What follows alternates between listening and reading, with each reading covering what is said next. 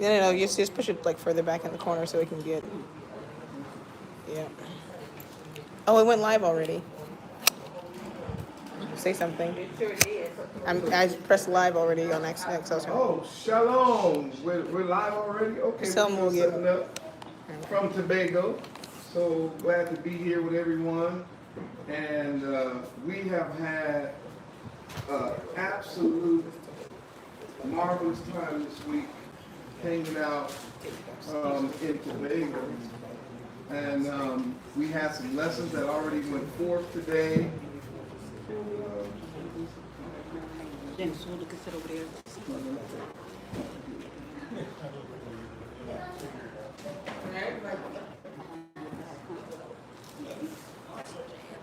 so I want to welcome the 12 tribes of Israel that have been scattered all over the world. And I think before we should get into the lesson, we should do the Shema.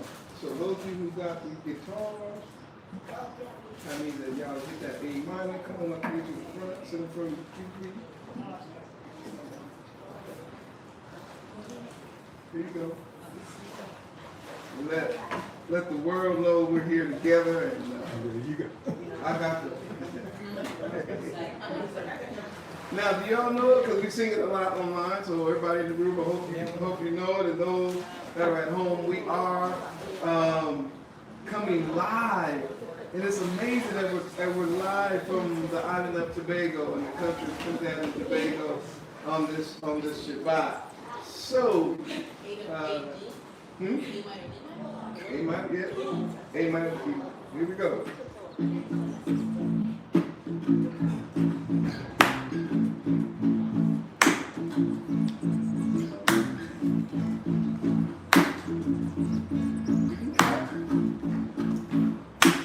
Shema.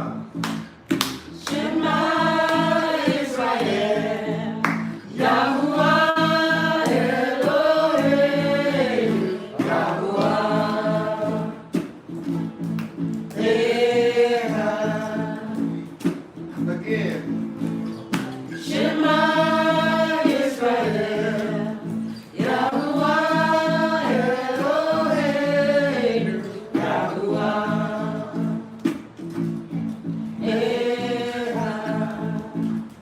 Take it up.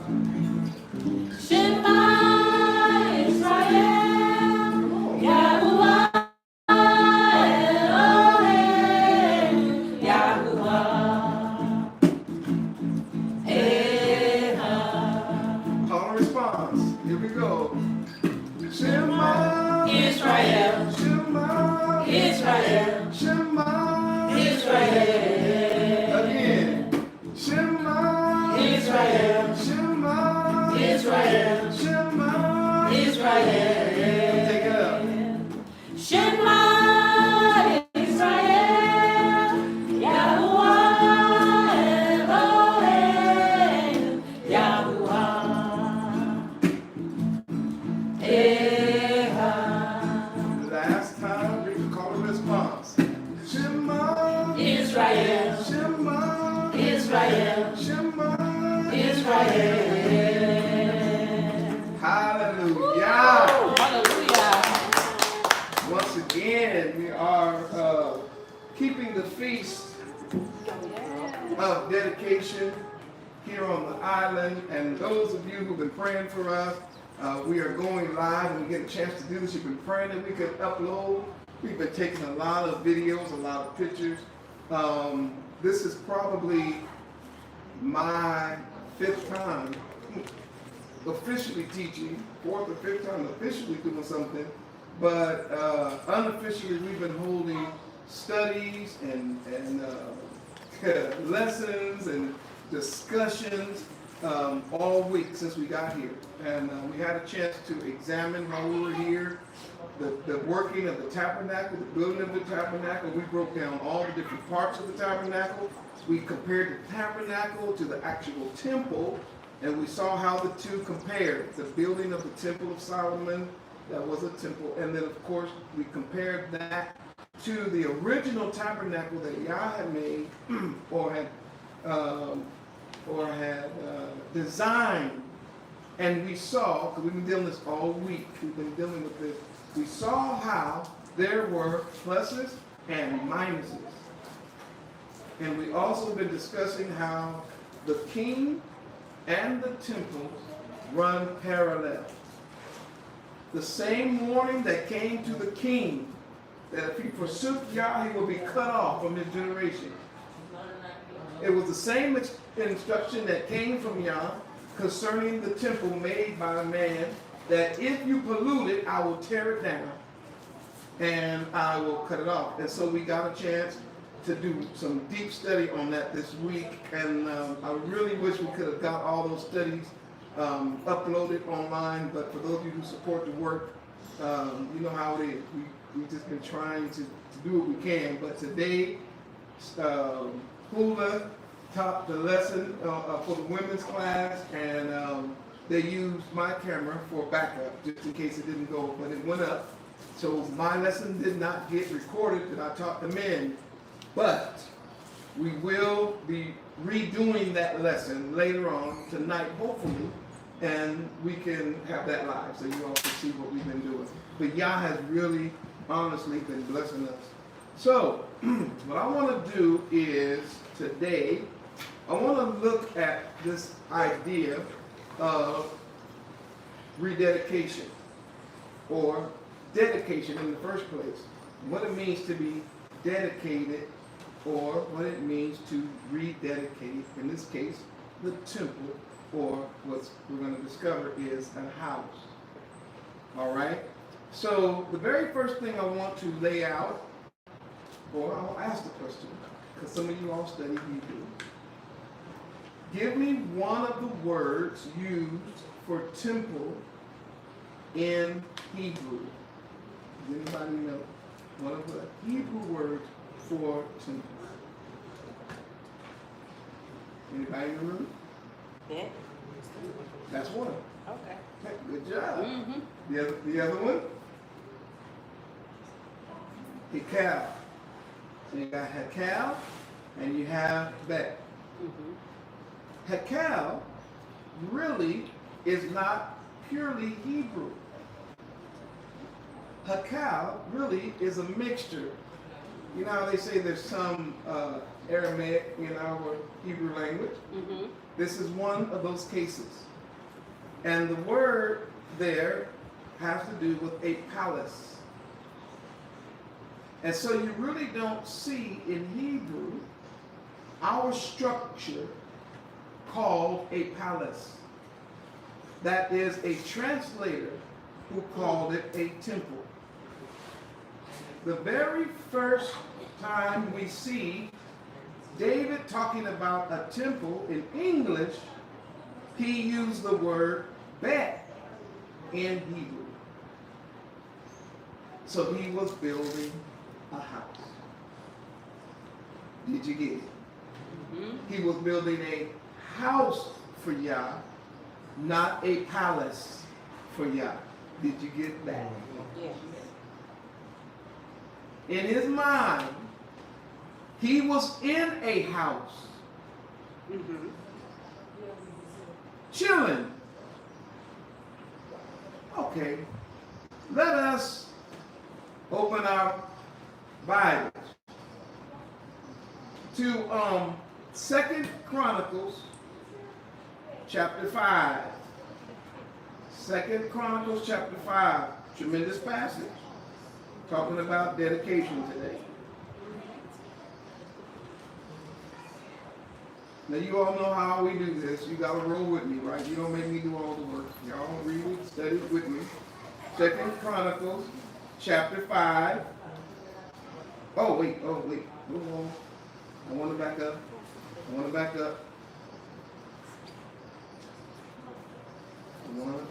up to when David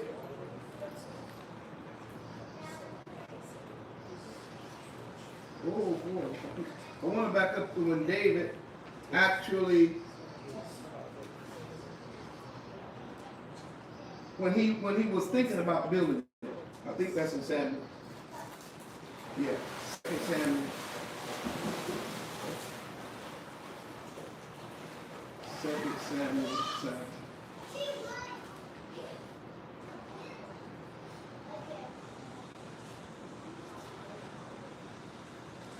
There it is. That's it. Okay. 2 Samuel 7. Do you all have it? All right. This is really my emphasis on my lesson. And as we're going to ask the Most High to bless this message as it goes out worldwide to the 12 tribes of Israel that have been scattered. And we've discovered, even way out here in Tobago, Yah is waking up his people to who they are and whose they are. And the messages are going out loud and clear. And we really appreciate the work that y'all are doing. So we ask that he'll continue to bless us to do this kind of work. I'm encouraged by the conversations that we've had and the people we met this week. All right. Chapter 7 of 2 Samuel. Y'all got it? Yes.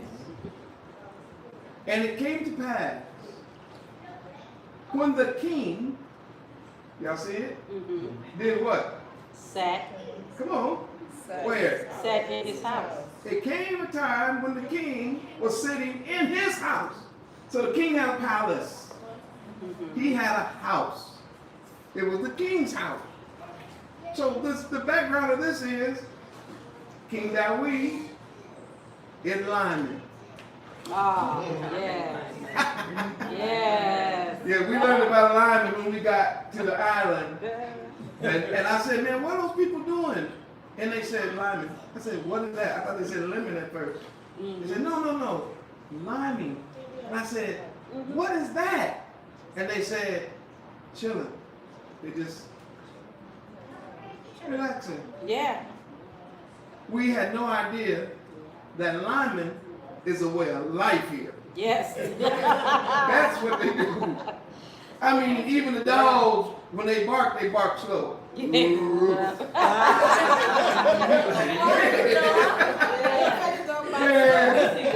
You know the few stray dogs that are here, when they beg for food, they just look like this.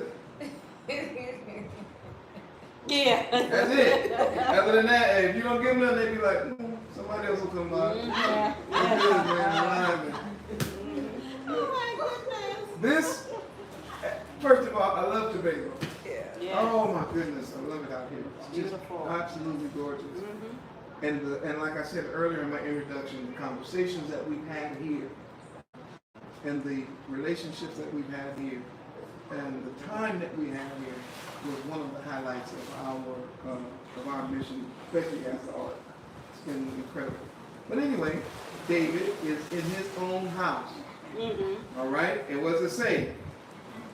And Yahuwah had done what? Giving him rest. Where? Round about. From all his enemies. You know, King Dawid was a natural born warrior.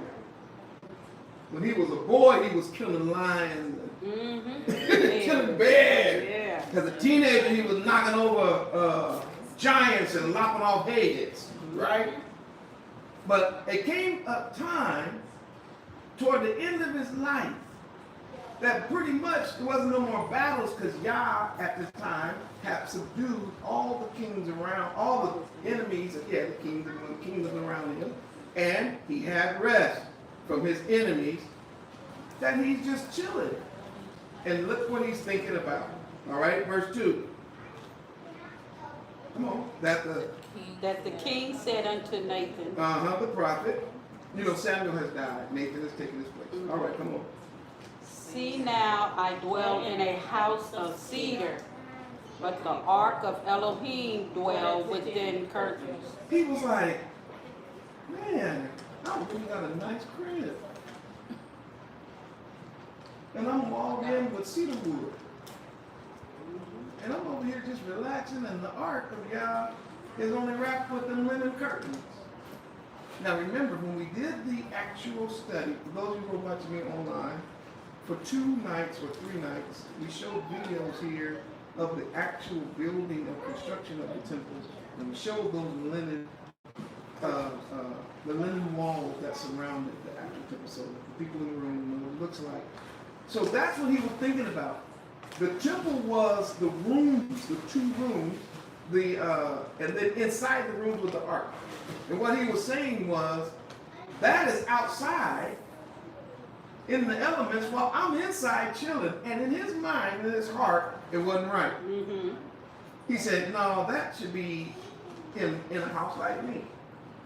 All right, let's see if that's what he's going to say. All right, says that the king said to Nathan the prophet, see now, I dwell in the house of cedar, but the ark of Elohim dwells within curtains. Nathan said unto the king, go and do all that is in thine heart, for Yahuwah is with thee. That's just a way of saying, man, you're the king, do whatever you want to do. Based on your track record, seems like everything you do, Yah's kind of with it. Mm-hmm. He's on your side. You're like after his own heart. Now I want you to see something. I've read this passage, I don't know how many times. This year, Yah showed me something different. He showed me that David started looking at the tabernacle with eyes that were common. Do you understand my point? He started looking at the curtains with contempt. You get it? They became low to David. Once he got a house, now when he walked by the tabernacle, he was like, we need to do something. Familiarity often brings contempt for something. And Yah's original design in David's mind, now that he's at rest, unfortunately to David became contemptible. That's what I want you to see. The idea of building Yah a house did not come from Yah. It came from David. And it didn't come when David was fighting or working. It came when he was lineman. Mm-hmm. Be careful about every idea that comes to you when you just lineman. Mm-hmm. In this case, he's chilling. Right. He goes to the prophet. He tells the prophet, and the prophet is not even going to even examine it. The prophet just says, man, do whatever you want, you're the king. Yah himself has to speak up in this text. Read it with understanding, Zion. Now let's see if I am actually interpreting this passage correctly now. Okay. Let's see what Yah does.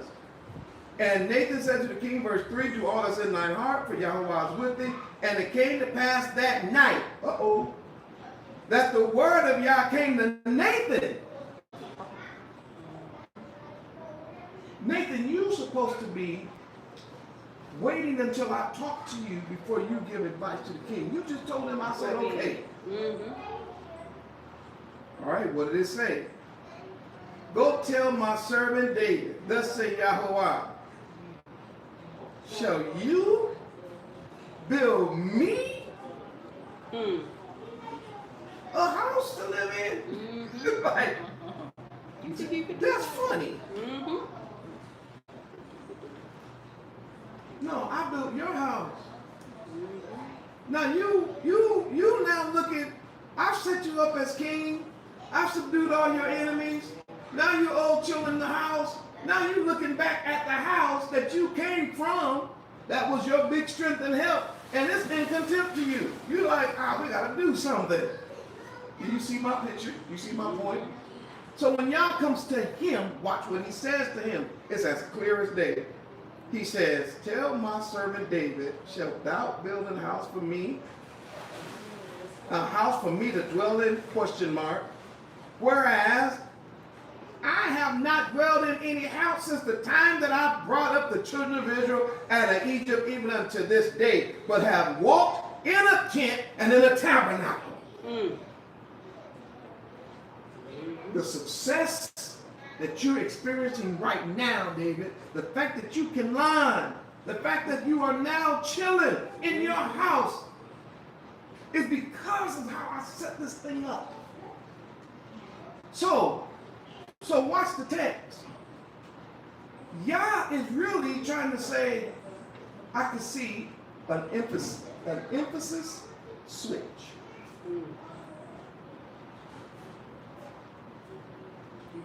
Those of us who studied the tabernacle earlier this week, we started realizing a couple of things. First, the tabernacle by design was mobile. When they had to move from one place to another, Yes. we found out how they broke it down.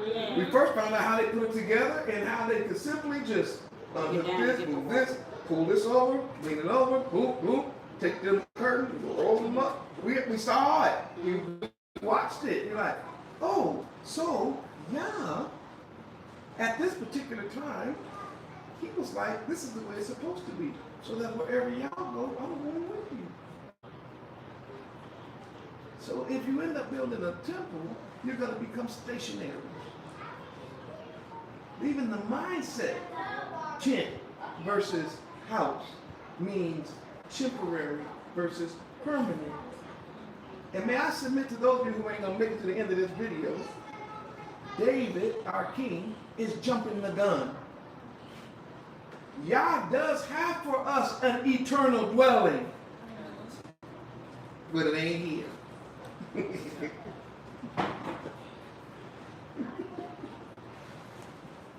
He got an eternal dwelling for us, his people.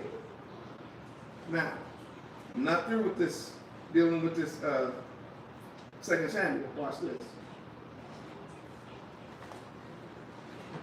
In all the places wherein I have walked, here's the key, wherein I have walked with the children of Israel, spake I a word with any of the tribes of Israel whom I commanded to feed my people Israel, saying, why build ye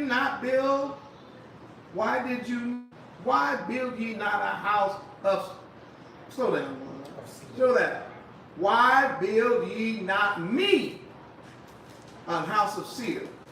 Question is, did at any time any of the leaders that I appointed over Israel, as they moved through all their history until you got here, what is he talking about? From Moshe until you. There's a lot of history, king, before you came here, before you got to be king. And there was a lot of great men that preceded you. Moses, wasn't he a great man? Joshua, wasn't he a great man? We talked about Samuel. He was a great man. And I can go on and on. What about all the judges? Gideon.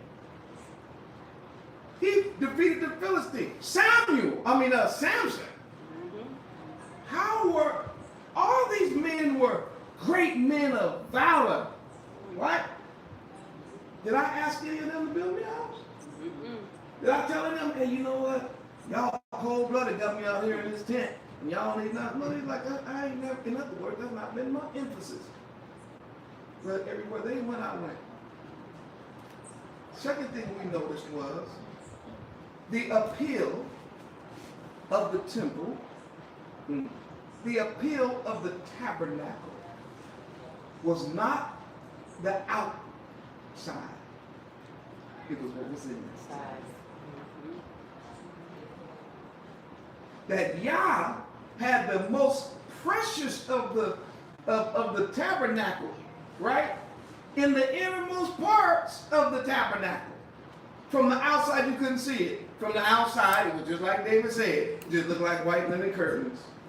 Then when you walk inside the curtain, you just saw more curtains draped over this wooden structure. So the emphasis was not what was on the outside. It was what was on the inside. And so let me give you another principle. Yah does not look at appearances as man sees appearances. He doesn't look like we look. He's not excited about how things look on the outside. He says, I'm excited about what's going on in your heart. And David, of all people, you should know that, because when I chose you, I didn't choose you because you was the best looking brother or the strongest brother or the tallest brother. I looked past your outside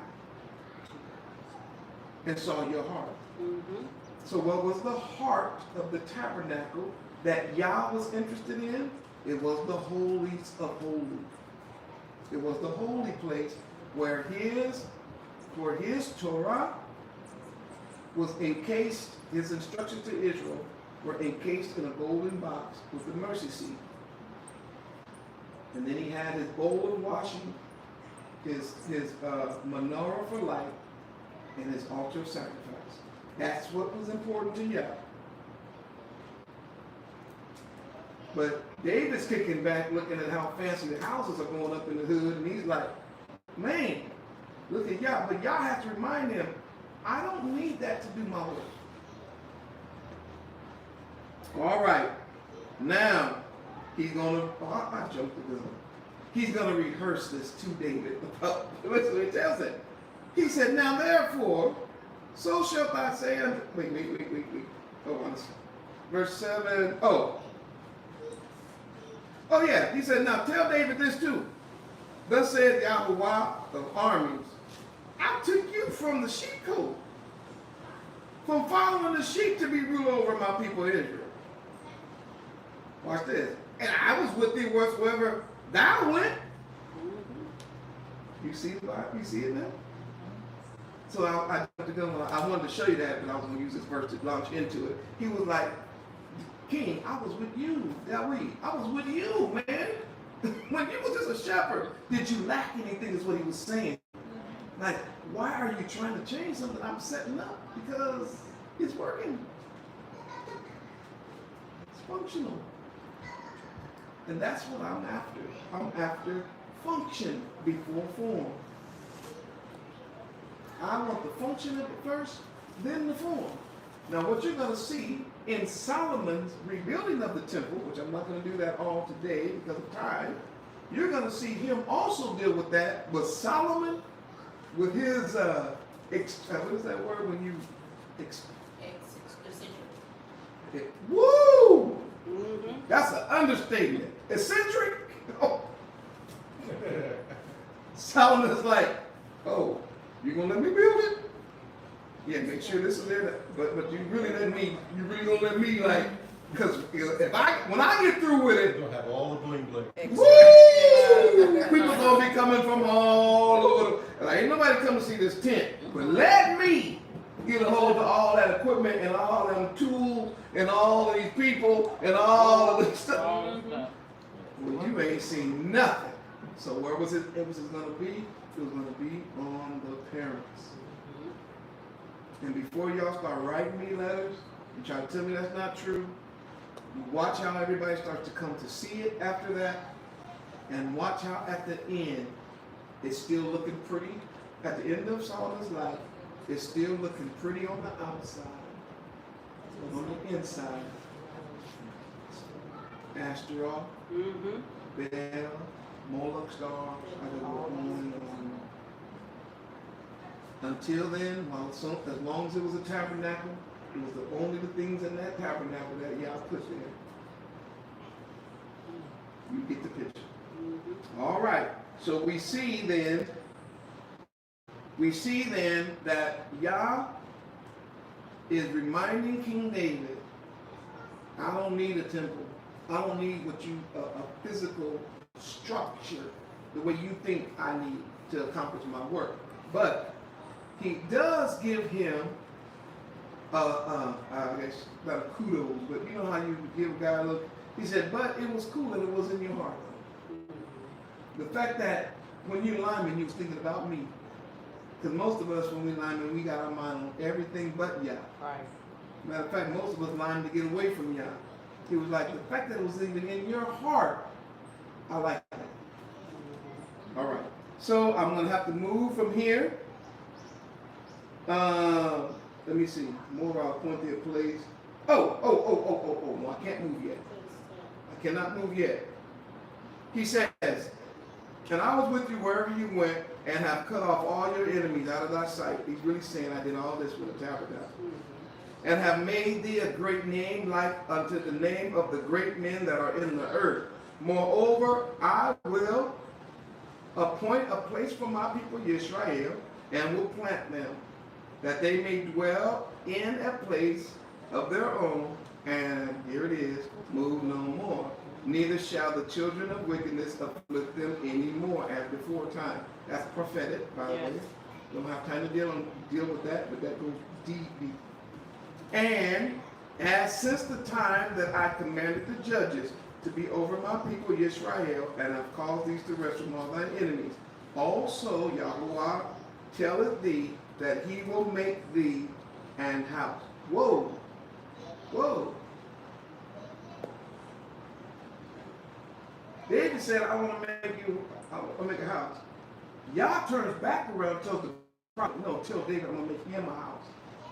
They're using the same Hebrew word, bet. But Yah is not talking about building a palace, bet. He's talking about building a family. Do you see that? Yah is not concerned with the outer. He's like, David, the real thing is, I need to build your house. Now, how many of you all have heard of a term, the house of David? Mm-hmm. Yep. Guess what? See? The house of David has outlasted the Temple of Solomon. Temple of Solomon gone, been gone. Mm-hmm. The house of David is still here, live and kicking and waking up to the truth. Hallelujah.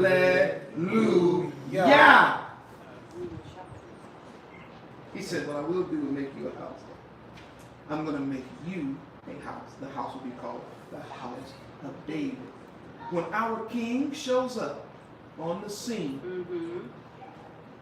the Edomite king, Herod, has rebuilt a temple. You know what it's called? Herod's temple. And when you look at that temple, it does not match Solomon's temple, nor does it match the tabernacle of the wilderness. Because this, I want to say something on the holy Shabbat. This arrogant so-and-so decided he was going to lord his power over them by intimidating them with a building, and it was working. Just like the Catholic churches and all that, they build these huge structures and they make them so huge and so big that everybody that comes close to it is immediately feels small in comparison to that. That was what was in Herod's mind, and it started affecting the mind of his even of the disciples of Yeshua. How do I know? Because in Matthew chapter 24, they walk out with the king, admiring the Herod's temple. And it almost was like asking him, do you see this? Ain't this wonderful? He was like, oh boy. I'm walking around with y'all as the king of the universe. I'm what's the word? Emmanuel. I'm Yahweh. I'm here with you. And you're looking at these bricks and stones. So we see something happen, right? He said, you see it, right? It ain't going to be one of these stones standing on top of another. When Rome get through with this place, it's coming in judgment. And that's something we better keep in mind. All of us keep getting affected and influenced by these huge buildings and these huge structures and these big old Catholic church, big old Protestant church, big old Coliseum full of people, and they want to take it on a tour. Now this right here was built from, and this was brought in from here, and we looking, but ain't no one is actually looking at the heart.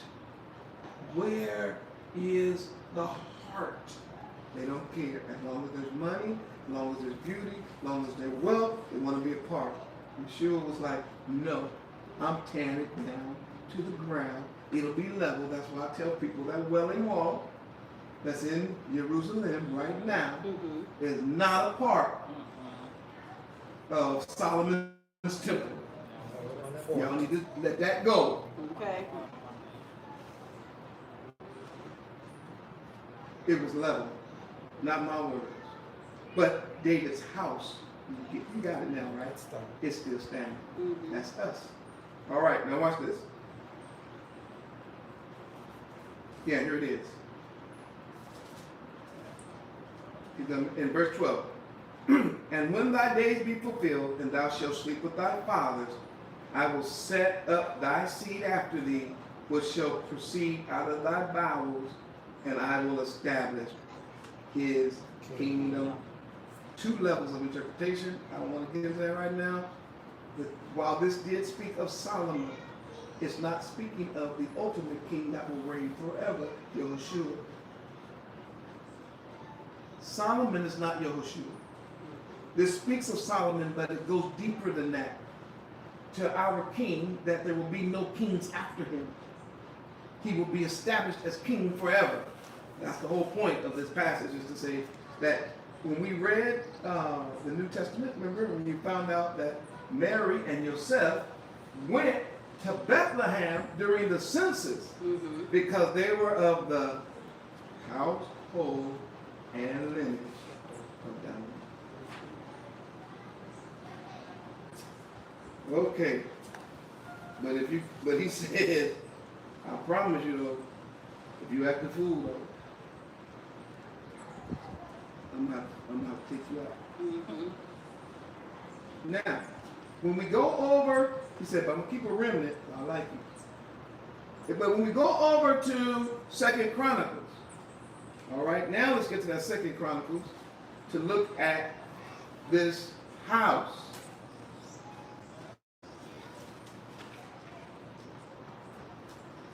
Oh, yeah. Yeah, let's go to it.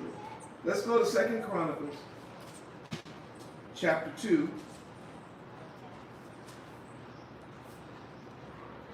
Remember, Dawid was not able to do it, his own confession. And I wanted to do it really bad, but y'all was like, You got too much blood on your hands. told you, born warrior, born killer. Man, that's just something that we just gotta come to. He was a cool dude too, though. Now he was fair most of the time. The Bible says he pretty much would have been almost on record, sort of flawless if it hadn't been for that whole Uriah thing. That's actually in Scripture. But Solomon,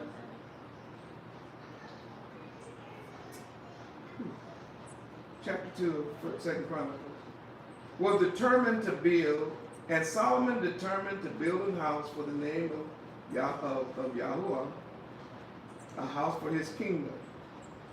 And Solomon, the word told out, means counted. Y'all roll with me? Yeah. How many people? 10,000 men. 60, that's 60. Plus 1, 70. He had 70,000 men to do what? To bear burdens. To do what? To bear To burdens. just carry heavy stuff. He had 70,000 people just carrying heavy loads. Now, just a small family could move the tabernacle. But when they got built, 70,000 to carry the load. But he ain't through. Read it. All right. Come on. And 80,000. How much is 4? 4 score? 80. 80. And come on. 80,000 to hew in the mountain. He had 80,000 men just up in the mountains cutting stones. He had 70,000 men carrying weights. He had 80,000 Hebrew Israelites. I'm trying to get y'all to say Okay. Hebrew Israelites just cutting stone. Wow. That's more the population than Tobago. Really? Yeah, Tobago is 75,000. No, 761. The drop was 75,000. You understand what's More going than on here? Tobago. More than When did y'all? When was Like, what are they? So that you can see the whole focus is shifting. Can you see it? Yeah. All right, he's not through. And come on. 600 to do what? to oversee them. He had 300 Hebrews just watching the 1.5 million Hebrews. 800,000, is that what it? No, 80,000. 100, let's see, 8 plus 7, 15. 150. 1.5 million. Help me. How many people is this? No. It's 80 and 70, that's 150. Is it 150,000 total? Mm-hmm. 600 to come overseas. These are all the Hebrew men. These are all the strong men. You say more than people. Instead of doing the things that they're supposed to be doing, they're all up in mountains and in rocks and carrying stuff. Told you. This is huge. Yes, All right? going to be. Not only that, Solomon sent to Hiram, the king of Tyre, and he told him, man, look, remember you and my dad had a deal? He's like, sure. And he was like, to build the house, and said, behold, I'm building the house to the name of Yahweh, verse 4, same chapter, to dedicate it to him, and to burn before him sweet incense, and the continual showbread for the burnt offerings in the morning and the evening, and the Shabbats, and the new moons, and on the solemn feast of Yahuwah our Elohim. This is an ordinance forever to Israel. Well, I can't unpack that right now, but they were doing it anyway. But he was like, I want a place where we can all get together and do it. I told you he's eccentric. And he said, the house that I build is great. And he said, for great is our Elohim above all gods. Uh-oh. You're comparing the greatness of the house Uh-oh. to the greatness of your Elohim. We sliding. Emphasis is shifting. More shifting. You can see it now. Mm-hmm.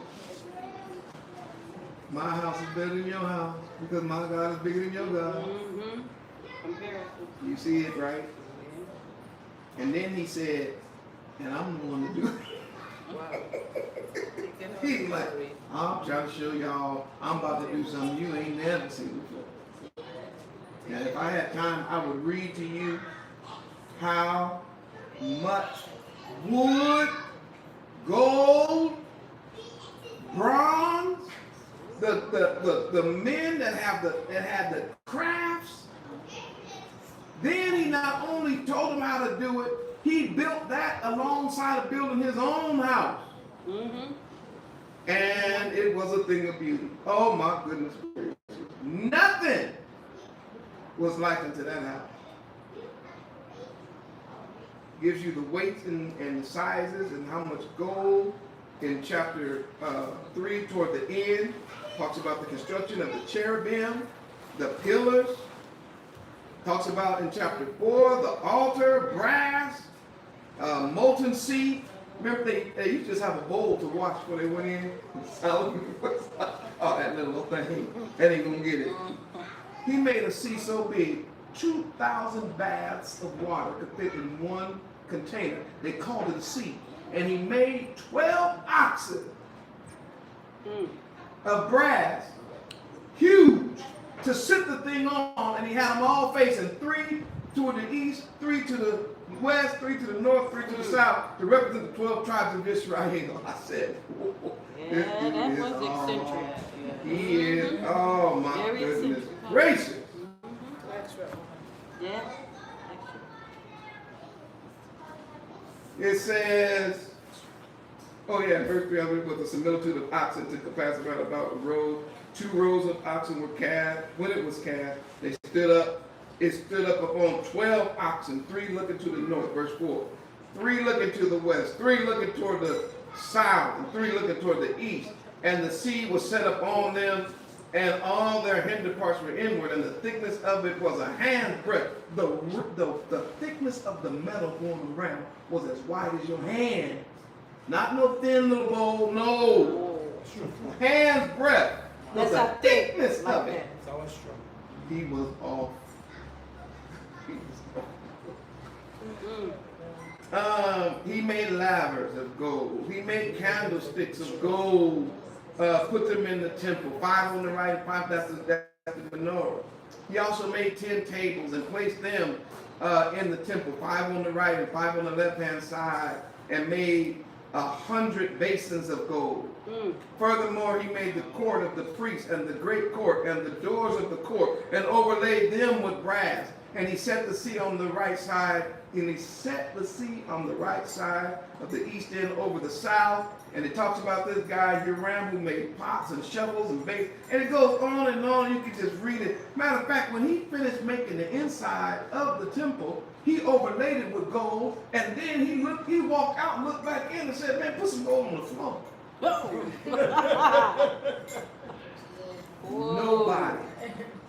Nobody could do it like him. When he finished, it was so great. The Queen of Sheba, Yes, she did.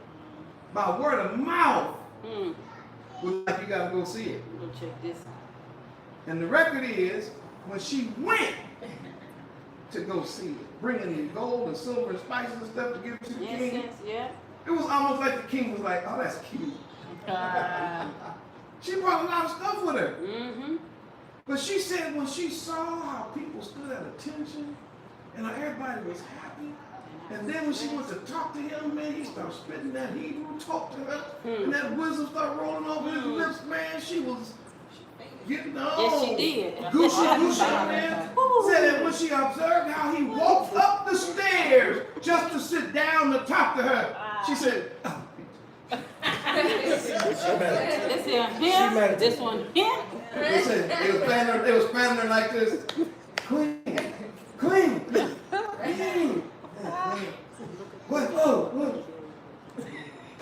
What happened? You fainted in front of everybody. I know. But I was told of his splendor and his glory. But that half have not been told. Half. That's my point.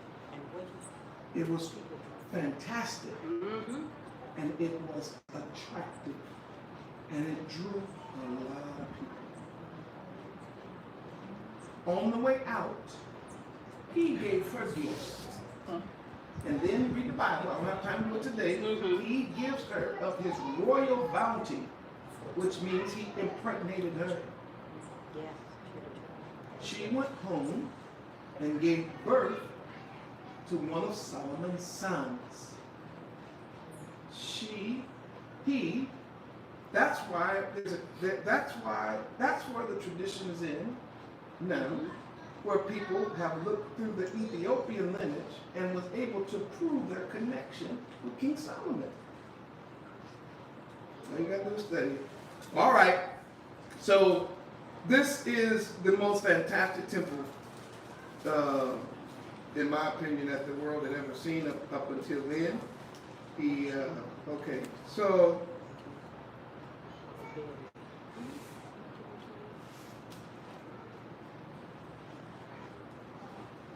chapter 1 of verse 6. I'm sorry, chapter 6, verse 1. Then said Solomon, Yahuwah has said that he would dwell in the thick darkness, but I have built an house of habitation for thee, and a place for thy dwelling forever. And the king turned his face and blessed the whole congregation of Israel. And all the congregation of Israel stood, and he said, Blessed be Yahuwah of Israel, who hath with his hands fulfilled that which he spake with his mouth to my father David, saying, Since the day that I brought forth my people out of the land of Egypt, I chose no city among all the tribes of Israel to build a house in, that my name might be there. Neither chose I any man to be a ruler over my people Israel. But I have chosen Jerusalem, that my name might be there. Oh, by the way, that's why we turn to Jerusalem, not because of superstition. And have chosen David to be over my people Israel. Now it was in the heart of David, my father, to build an house for the name of Yahuwah of Israel. We just read that. But Yahuwah said to David, my father, for as much as it was in thine heart to build a house for my name, thou didst well, and that it was in thine heart. Remember I told you, he qualified it. Notwithstanding, thou shalt not build a house, but thy son, which shall come forth out of thy loins, he shall build a house for my name. And Yahuwah therefore hath performed his word which he hath spoken. And I am risen up in the room of David my father, and am set on the throne of Israel, as Yahuwah has promised, and have built the house for the name of Yahuwah, Elohim of Israel. And in it have I put the ark therein. Remember I told you he did do something good? He realized that the main purpose was to get the ark in among the people. He said, I put the ark wherein the covenant of Yahuwah that he had made with the children of Israel. And he stood before the altar of Yahuwah in the presence of all the congregation of Israel, and spread forth his hands. Now look at the picture. And Solomon made a brazen scaffold. I told you he was eccentric. A scaffold is something that you see people working on high-rise buildings with, right? Because they need to get up and do some work. Well, Solomon had already built a porch called Solomon's porch. But it was so many people at the party, at the celebration, right, that he wasn't high enough to see everybody. He built a scaffold. It's in the Bible. It said, what verse did I do?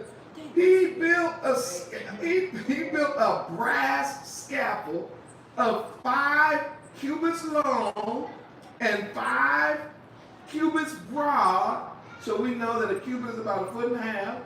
So if you go 5, I'm trying to break it down for you. Let's see how much is that? That's about 6, 7. Right.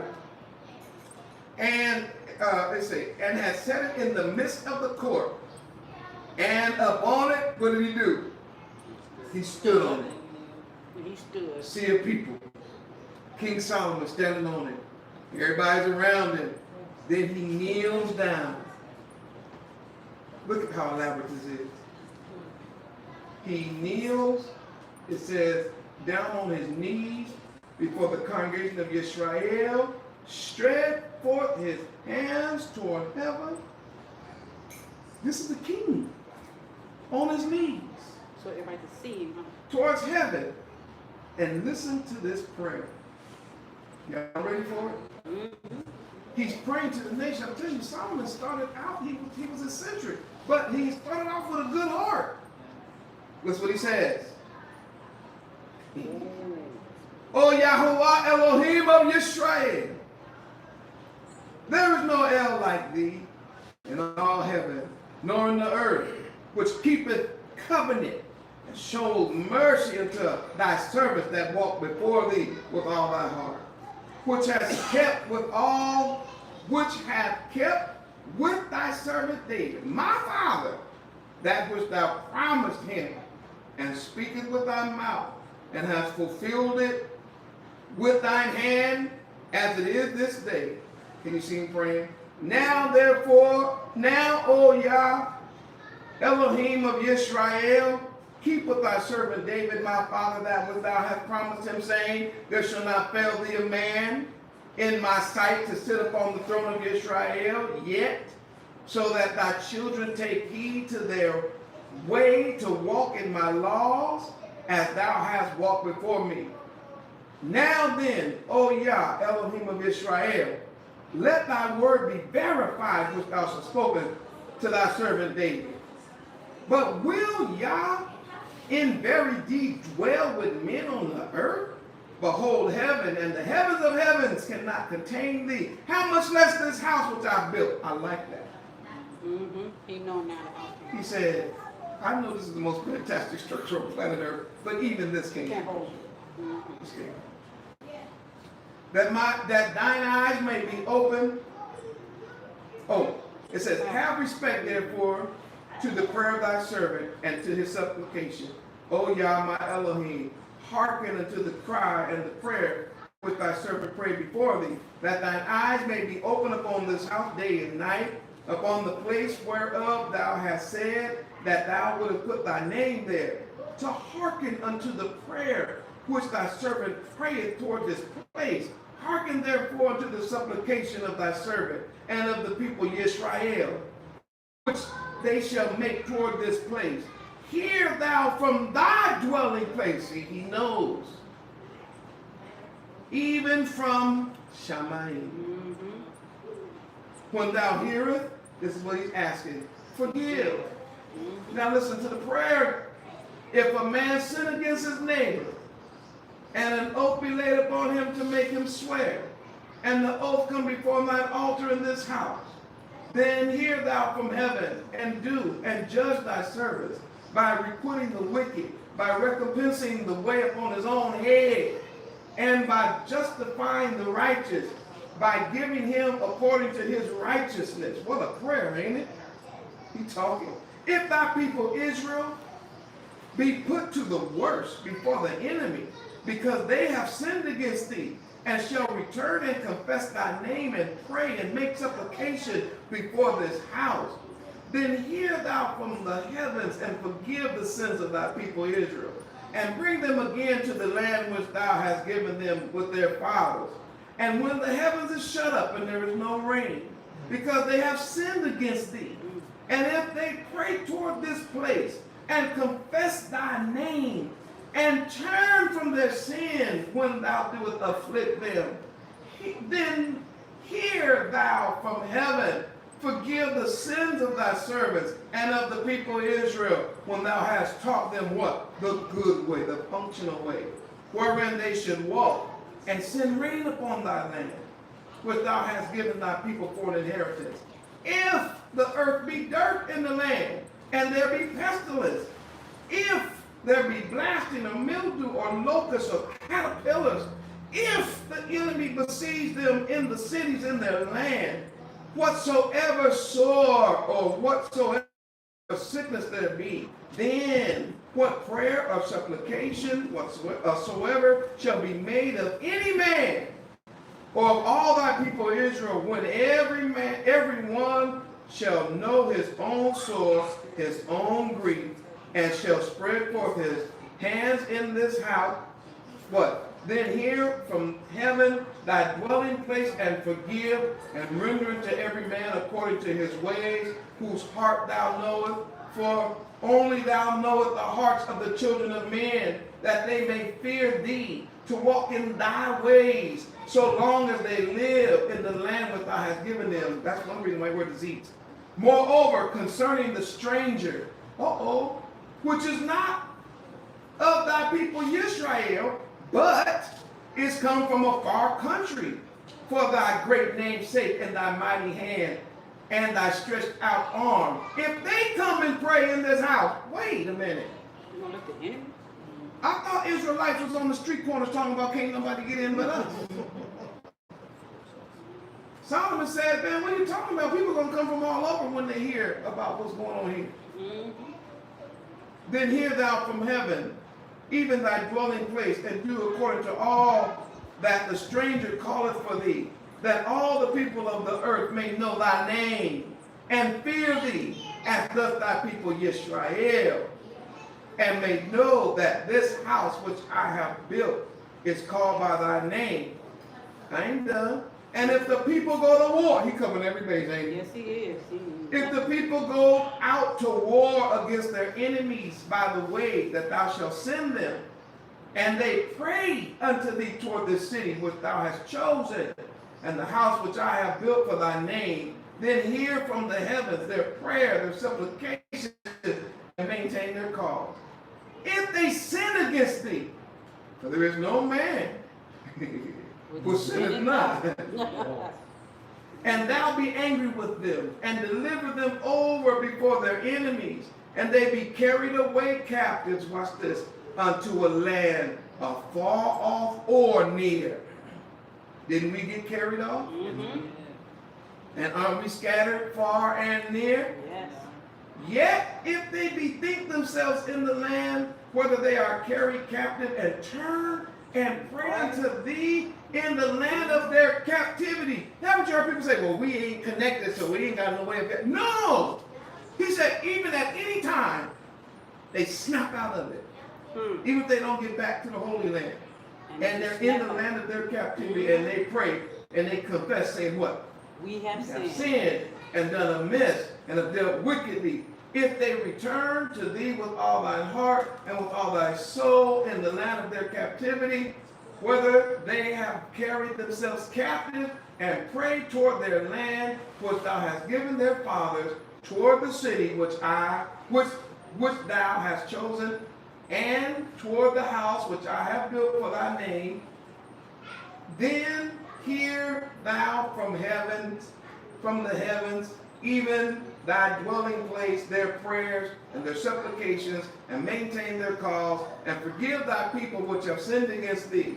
Now, my Elohim, let, I beseech thee, thine eyes be open, and let thine ears be attentive to the prayer that is made in this place. Now, therefore, arise, O Yah Elohim, into thy resting place, thou and the ark of thy strength.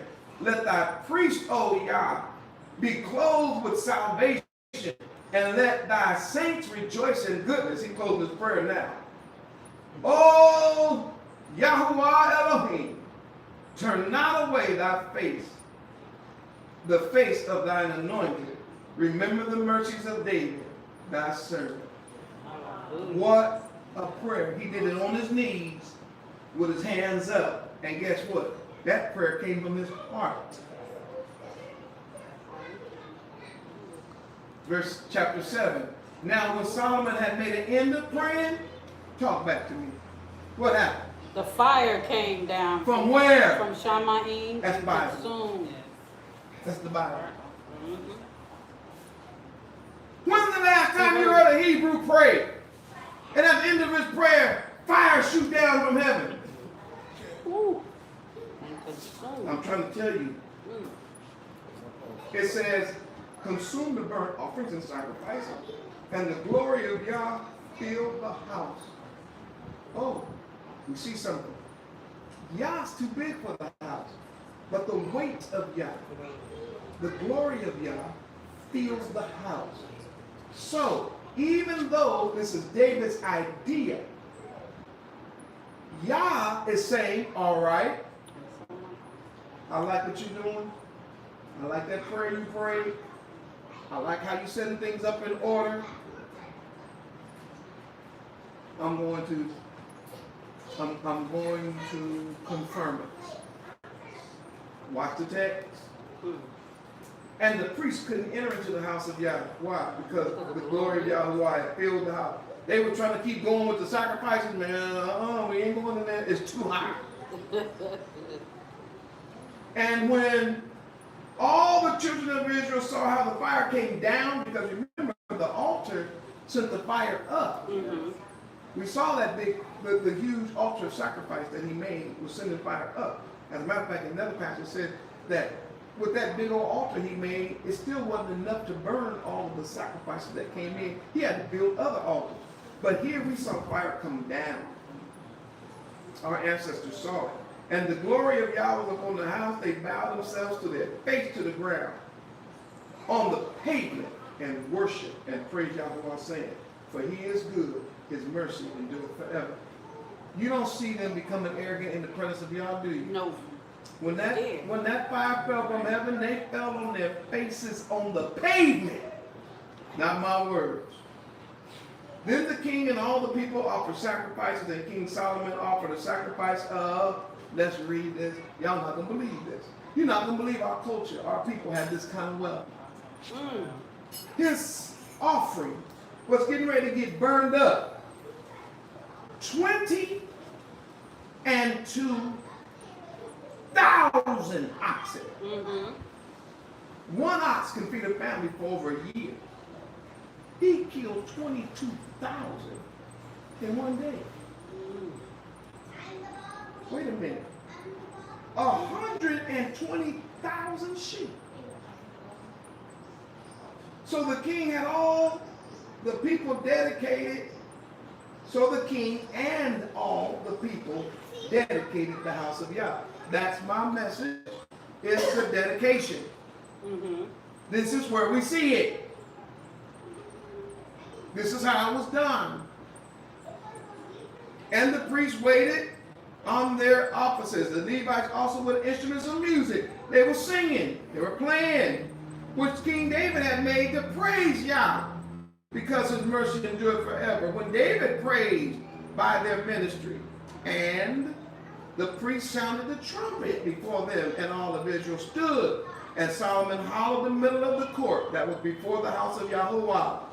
For there he offered burnt offerings and the fat of the peace offerings, because the brazen altar, oh, here it is right here. Because the brazen altar which Solomon had made was not able to receive the burnt offerings and the meat offerings and the fat. Also at that time, Solomon kept the feast 7 days, and all of Israel with him, a very great congregation. And the entering of, from the entering in of Hamath unto the river of Egypt. And in the 8th day, they made a solemn assembly, for they kept the dedication of the altar 7 days, and the feast 7 days. And on the 23rd day of the 7th month, he sent the people away unto their tents, glad and merry in heart, for the goodness that Yahweh had showed unto David and to Solomon and to Yisrael, his people. And Solomon finished the house of Yahuwah and the king's house, and all they that came to Solomon, and all that came into Solomon's heart to make in the house of Yahuwah and in his own house, he prosperously affected. In other words, everything he thought about it, he did it, and it was overboard. Mm-hmm. And Yahuwah, this is why I read all that. It's finished now. Everybody been partying, they all going home. Mm-hmm. Verse 12. And Yahuwah appeared to Solomon when? At night. That's cold. He waited till the whole thing was over. Party was going over, everybody was going home, dancing and shouting and singing. And finally, again, he just chilling back, trying to get a little lineman in. You know what I mean? After all this, that's a big day, right? Yah appeared to Solomon by night and said unto him, I heard your prayer. I heard your prayer. Mm-hmm.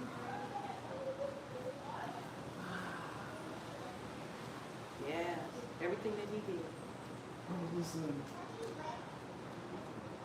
I know there's a lot of people there, a lot of noise, a lot of sacrifice going on. I want you to know, I was listening to your prayer. This is one-on-one conversation that Yah is having with Solomon. So I heard your prayer. Wouldn't it be wonderful if Yah would just spoke to you like that, like you prayed? You know how we always talk about, I just hope my prayer get through. Mm-hmm. I heard your prayer. He said, and I have chosen this place to myself for watch the word. What is it? A house of what? Not a house, not a palace. This is not his palace. It's a house of sacrifice. Watch this. What you did is just an elaborate version, of what I already had. That's what my tabernacle was. Which means that this place should be known, which Messiah is going to tell us later, as a house of prayer. Because the sacrifices go up, we saw the altar of incense. A place of prayer, a place of sacrifice. He said, and if I shut up the heavens, oh, he heard. Remember he said, if you close the heavens, he's like, I heard you, so now let me just talk. All right? If I shut up the heavens, then there'll be no rain. Or if I command the locusts to devour the land, or if I send pestilence among my people. If my people, which are called by my name, shall humble themselves. In other words, if I have to judge them, if they humble themselves and pray, seek my face, turn from their wicked ways, then I'll hear from heaven. He said, I heard your prayer, and all these things you asked me, I'm letting you know. I'm answering it. Yes. I'll hear from heaven. I'll forgive their sin. And I'll heal their land. Now my eyes, he said, yeah, let your eyes be open to this place in his prayer. He's repeating his prayer, which is cold-blooded too. Yeah. That he listened to that big long prayer. He said, my eyes shall be open and my ears attend to the prayer that is made in this place. In other words, don't you forget that I'm listening. Don't you forget I'm watching. Mm-hmm. For I have chosen, for now I have chosen and sanctified, that means I'll set this house apart, that my name shall be there forever, mine eyes and my heart shall be there perpetually. And as for you, personal. If you will walk before me as David your father walked, and do according to all that I've commanded thee, and shall observe my statutes and my judgments, verse 18, then. So you got an if and a then. Mm-hmm. If you walk like David, then I will establish the throne of my kingdom. Will establish the throne of thy kingdom. According as I have covenanted with David thy father, saying, there shall not fail thee a man to be ruler in Israel. Verse 19. This is where nobody wants to read. Everybody stops. Nobody wants to see this. But I'm going to show it to you. But if you turn away,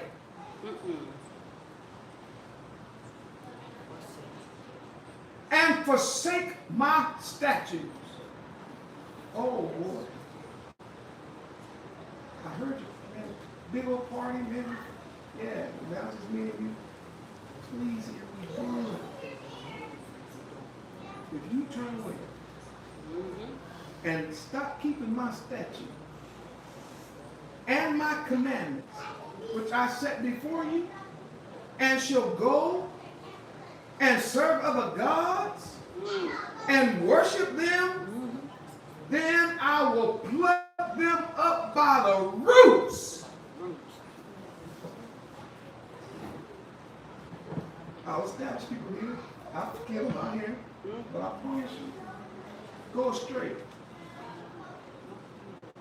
Start having Christmas, Easter, Valentine's Day, and sliding Shabbat. Shabbat shifted and carried on. I dare you.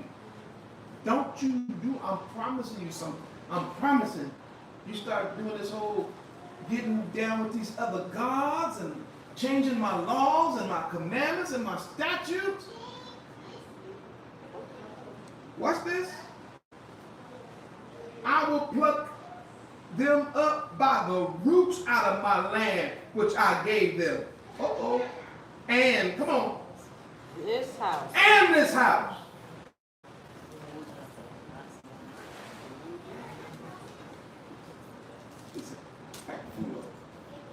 I tear this house up from the roots. Right. All the gold be gone. Altars destroyed. Brass taken. I'll pull it up from the roof so cold-blooded you won't even be able to know it's there. You think I'm making that up? Just listen to what he said. Let's listen to what he said. He said, which I have sanctified for my name, I will cast it out of my sight. And I will make it to be a proverb. That means there'll be capital on this place. Talking about this place. It'll become symbolic for something. And a byword, that means it'll be cussed at. You know what a byword is when they make up, call you names? Like that N-word that rhyme with trigger? Yeah. That's a byword. Where did he get that from? Deuteronomy. Where'd that come from? What'd you say? Deuteronomy. Deuteronomy 28. He's like, dude, you still not getting away from Deuteronomy 28? I don't care how fancy this house is. I don't care how much gold you put in here. I don't care how big your swimming pool is. Your washing basin. Man, come on. You get away from Deuteronomy 28, what I told you to do, and all them curses coming in. All on you. Sometimes we try to compensate by doing external stuff so that we can continue to be evil inside. As I told you, you can see it shifting. The same way with our people. He said, try it if you want to. And see if I won't, if this house which is now high, verse 21, shall be an astonishment to everyone that passed by it. So they will say, why has God done this to this land, and to this house? People will be like, what happened here? And why? And it shall be answered, verse 22, because they forsook Yahuwah, Elohim of their fathers, which brought them out of Egypt, and laid hold on other Elohim, and worshiped them, and served them. Therefore hath he brought all this evil upon the house. Remember the house of the family. And so he said, if you go off, king, and lead my family astray, then I'm going to get off my land and I'm going to tear this house to the ground. In conclusion to this dedication, I want to give you these few little points and then I'm going to sit down. I'm going to be done. I'm already sitting. First of all, I want you to know something. Paul said, you are the house. You the temple. He actually had a question connected to it. What? You don't know you're the temple. Those Pharisees was acting like they didn't know what Yahushua said.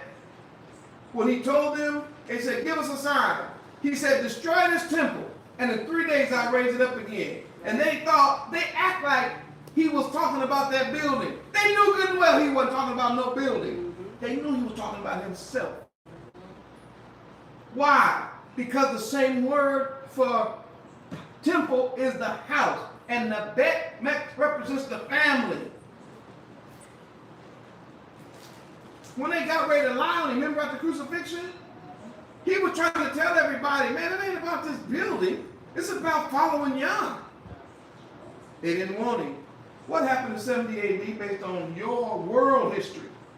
Rome came in from the north and sacked that city, burned it to the ground, threw every stone that was on top of one, threw it to the ground, and then what? Plucked the people out. So therefore, we're hanging out here. It's a nice place he took us. Now, I ain't mad if you got plucked out and it ended up in Tibet. No. Well, you're lineman now. Lineman, But when you yeah. first got here, you wasn't lineman. You was a slave first. Real estate. But what I'm trying to show you something is you ain't in your homeland though. Right. And when you look over to your homeland, you don't see your palace either, your temple. And so Yah is now shifting our attention. And that's my close. As we enter the Feast of Dedication, we got to see our bodies are the temple of Yah. And therefore, we got two words. We have the word for temple, Hachel, the building itself, and then we have the word house. Now here's the picture. Here's the picture. The house is the body. The temple of the body should be what we call the heart. You get it? So what you put in your temple is what Yah is concerned about. On this day of dedication, are you trying to dedicate the temple of your heart with pagan gods in it? No way. With pagan trees and No way. symbols and stars and Easter eggs and Valentine arrows and all kinds. During this time of dedication, what are you dedicating? What's the point? Well, what are you? And Paul said, I don't get it. Y'all around here sleeping with holes and talking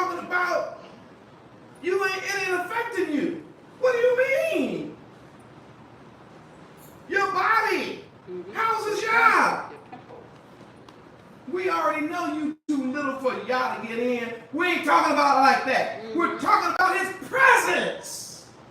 Right. His place of authority. From the palace, the king rules the whole kingdom. When he gets ready to go make a decree, he don't just make it walking on the sand. He goes into the palace, enters through the house doors, goes into the room that's set apart, sits on the throne, and makes a decree. And when he makes it from that seated place, then the people got to obey because he made it from the place of authority. My question to you is, on this day of dedication, who's on the seat of authority? Who's really running you? And if you've been up there running yourself, doing your own thing in what you think is your own temple, I guarantee you, you're about to come down. This is a good time to get off the throne of your own palace, of your own house, and allow him to take his rightful place and to order your life like he designed you to be ordered. That we once again become the light of the world, the salt of the earth that he's calling us to be. That's what the dedication of the temple of Yah is really all about, is us dedicating ourselves to him. Hallelujah. Hallelujah. Hallelujah. Hallelujah. Amen. Yeah. Hallelujah. 12 tribes worldwide. Don't be the same today as you was yesterday. Let's go before his presence. Thank you for your continued support, those watching live. We already know how we do. We're trying to do what we say. Take the message to the world. And I pray that this was insightful and that it was encouraging. And if it was, don't forget to support the work so we can keep doing it. Thank you, Tobago, for being a marvelous host. Yes. People we've met here and the things we were able to do while we were here, the conversations we were talking about this. It's just not only it can't be forgotten. There's just a sense of hospitality and kindness and acceptance that we just don't see everywhere we go. So we really, really appreciate all of that. We'll try to upload as much of the stuff we can in the next few weeks. But thank you all for keeping us in prayer. We're doing fine out here, and we'll be returning. We leave tomorrow night. I want to say to the Ark at home, to our Revive, for staying together, staying true. Hope you all had a wonderful time. Of course, Mama, I know you did a good job. Mia, we have nicknames for everybody in our fellowship. Huh? Not for you. I would say, wait, that's really my mama. That's why she got the name Mama Nia. Just like Uncle Neville. It's not a real uncle, but everybody tells you to call him Uncle Neville. So those two are kind of put in charge today, and Elwood and others, and I'm sure they're doing a great job in our absence, but we'll be home in a few days. All right. Toda Rabah and hallelujah for the feast of dedication. Shalom. Shalom.